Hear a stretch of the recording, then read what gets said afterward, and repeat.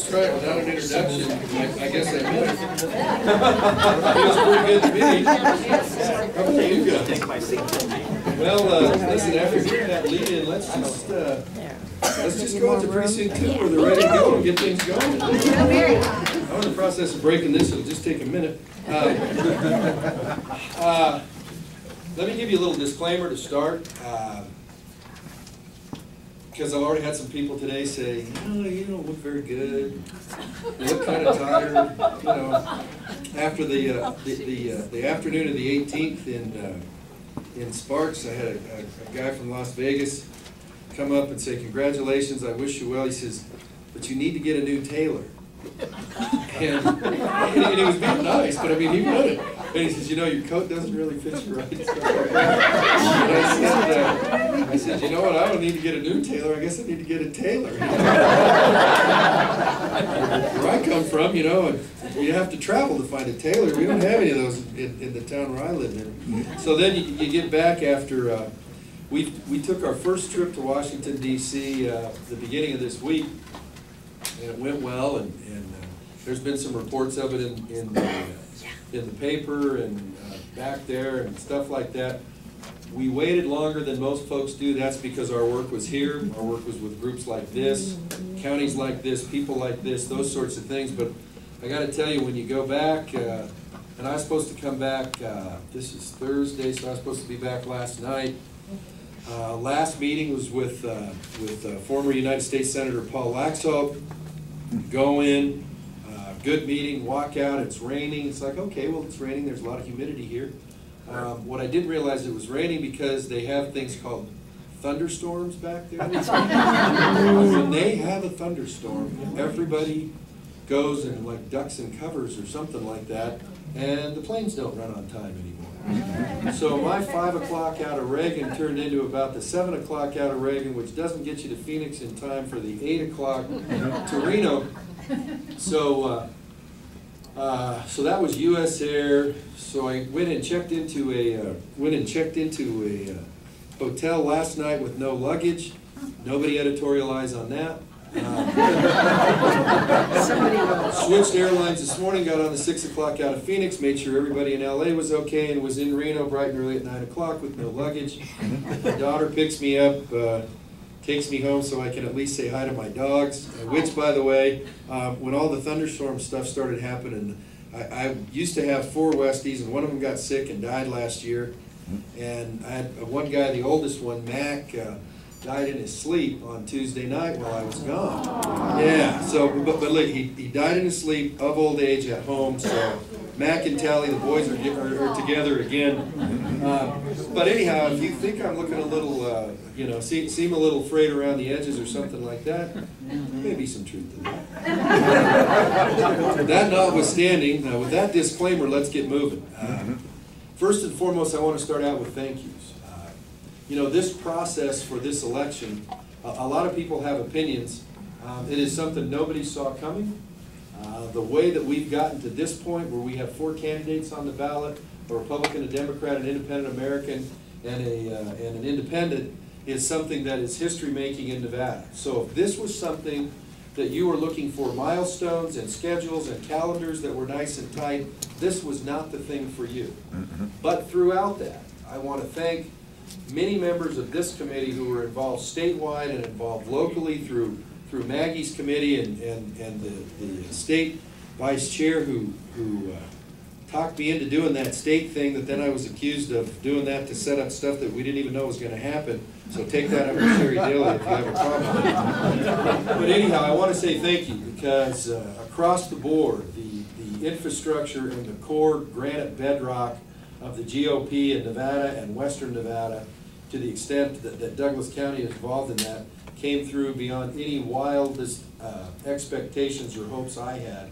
And you didn't have to do it, and you decided to do it on your own, and you did your homework, and you've been great. And I just want to say, before we talk about going and doing now a regular election a very short time away, thank you very much, home of the Tigers, home of the Wattell Warriors, Douglas County, and I don't feel bad about shopping here all those years. instead of in Carson. I even told the Carson people would say, yeah, I'm going to Douglas County. There's no Petco's in Carson. Get over it. So anyhow, first and foremost, thanks. I know there are several of you that are certified parliamentarians and timekeepers, so I'm mindful of that, but I know if I start to go over, the bells will go off, these things will go, and so we'll be in good shape. Let's talk about first things first. Less than 60 days, election day. 44 days, something like that, early voting starts, last Saturday in August. This is about, first and foremost, and this is not a secret to anybody in this business, first and foremost, it's about having your people turn out to vote. Everybody in the business knows that. Democrats, Republicans, anybody else you want to talk about, they know that. We have been challenged in northern Nevada the last 3 or 4 cycles particularly, not in Douglas County. Need you folks to continue doing what you're doing and do so well. And I will say that as the state party chair, with plenty of supervision from Douglas County folks on that e-board and committee chairs, when we started working on the grassroots stuff for the last cycle, our view towards counties like Douglas, like Churchill, like Elko was, please don't help them from the federal level. It ain't broke and they don't need it to be fixed. If they need some resources, let them know. Otherwise, leave them alone. That turned out to be one of the smart decisions that I'd like to say I made, but I had plenty of folks looking over my shoulder. And so when I said that, you got some nods. It's like, okay, you're doing okay. Try the next one now. But when you think back about it, people say, well, this seat has never been held by a Democrat. Let me give you some sobering information. 2006, Dean Heller lost Washoe County to Jill Derby by 4,000 votes in the general. 2008, Barack Obama cleans up on John McCain in Washoe County. 2010, Sharon Angle loses to Harry Reid by 7,000 votes in Washoe County. Now you say, why am I talking about Washoe County when I'm standing down here at the home of the Tigers? I'll tell you why, because as a predicate to 2012, this is not a tactical secret in anybody's book either. As a predicate to 2012, we need to win Washoe County. We need to win Washoe County. And the reason I'm telling the Douglas County folks that is because I absolutely need you folks to turn out, the Republicans and the Independents and the Nevada Democrats that are in Douglas County that are right-minded. But I also need you to cast that shadow north of here too. And one of the things that I'm proud of so far is we have gone a long ways towards integrating no silos as far as ground game and grassroots in this thing. We took a page out of the Democrats' book, and that is this. We are working with people in the counties, with people in the state party, with people in the RNC, with people in the Democratic Congressional Committee, and with people in the campaign to say, here's what we want for the plan. We want it to be voter identification, not a secret, common word. We want it to be grassroots, get out the vote. We want to flush those people at the polls so we know who voted, and we can concentrate as that goes down. We have been beat as a general proposition in early and absentee voting and do well as a party election day. We need to make sure that we do well in both of those aspects, before election day and election day. Why is it important? Not only for sending a message to the rest of the nation as far as CD2 in Nevada goes, because the Republicans have taken a few lumps elsewhere in terms of special elections recently. You know, something happened in New York, and there are a couple others on, but this is one that is seen as one that people are going to be paying attention to. So we need to use it to send that message first and foremost as far as the House of Representatives goes, and those issues that are at the fore that you're hearing about in terms of debt ceiling, budget deficit, the impact of Obamacare, and all those sorts of issues. So, very important in that respect, but here's the other one that kind of impacts some folks who aren't in this room, and there's a guy standing in the back of the room that I'm very proud of how I kept that state Senate seat warm for him so he could go in there and do things the way he wanted to all along anyhow. And God willing, and the creek don't rise, you know, I'll keep this one warm for you too, James. So help me on this, would you?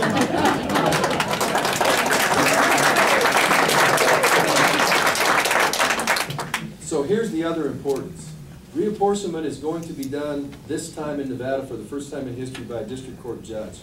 Or overseen by a district court judge. I got to tell you, I think that's a better idea than John Ossegara or Stephen Horsford doing reapportionment. I think we'll get 42 same-size assembly districts. I think we'll get 21 same-size Senate districts. But as a predicate to that, when you talk about having to be as strong as possible and set the tone for 2012. Dean Heller's going to need a maximum turnout and support from the folks in his old congressional district, because when he goes down into those districts in southern Nevada, where Shelley Berkeley and Harry Reid had a pretty good time in 2010, he's going to need a good springboard for going down there and doing the shovel work that needs to be done down there. Additionally, Joe Heck's going to need a good springboard because his district may include parts of this district which are going to go away. I think when you see reapportionment done, Western Nevada, Douglas, Sparks, Reno, Carson, Churchill, Lyon County, and Story County, their influence on the district will be even larger because it's going to get smaller from the south. I'm afraid that Nye County, Lincoln County, Esmeralda County, and probably Mineral County for sure are going to end up in the new congressional seat in Nevada, that 4th congressional seat. So there's a lot of moving parts there, but they're not a long ways away, because guess what? For the 2012 election, sign-ups are next March and the primaries next June. So please focus on September 13th and early voting at the end of August. And your thank you for doing that will be, all right, on September 14th, it's time to put more air in the tires, put more gas in the tank, and let's keep going. But with all of that said, it is phenomenally important to have the chance to send this message by virtue of this special general election to not only the nation but the rest of the state on September 13th. So we have some folks that are on board at the headquarters whose specific job, I was talking with some of you earlier, it's like if you're not talking to the powers that be for the grassroots get out the vote in Douglas County, Churchill County, Lyon County, Elko County, Nye County, you're not doing your job. You need to be talking to them 3 and 4 times a week from here out. As soon as the next shipment of sign comes out, get them divvied up and down there. The next one out there, get them divvied up and out there. We're running around doing the things that you do in the last 45 days. Raise money, talk to people in groups like this. It's nice to be close to home after being a long ways away from home for a long time. So anyhow, the campaign is in full swing, if you will, in terms of the media programs up. The #2 ad started a couple days ago. Some of you have seen that. I want to apologize to you if that shocked you. You were watching the History Channel and kind of relaxed. It's like, oh my. Yeah. And so the media program's up. The web stuff, the social network stuff is up and running. We have Ryan Irwin, who has been involved statewide doing the mail plans in, getting ready to start executing that. By the way, it's not one size fits all. Initial polling has been very encouraging, but I will tell you this: you know, in that Senate race with the guy from Searchlight and Sharon Angle, remember all that stuff about somebody's got a poll and everybody beats him and everybody else beats him and this candidate does and all that? Well, guess what? Polls in June or July don't mean a thing. There's plenty of hard work to do, and so it's good that they look good, but it doesn't mean a thing. What means a thing is what the votes total up on September 13th. So with that in mind, you will see us continuing to blow and go. Nothing is taken for granted, not in Douglas County, not in Elko County, not anywhere. So I say all that to say this: in this last 45 days, because we're believers in you have to have it done before early voting. Now you continue to maintain your presence through those 2 weeks, but with the history being that more than half of the people vote early or absentee, you sure as heck don't want to wait until after start early voting to have something undone.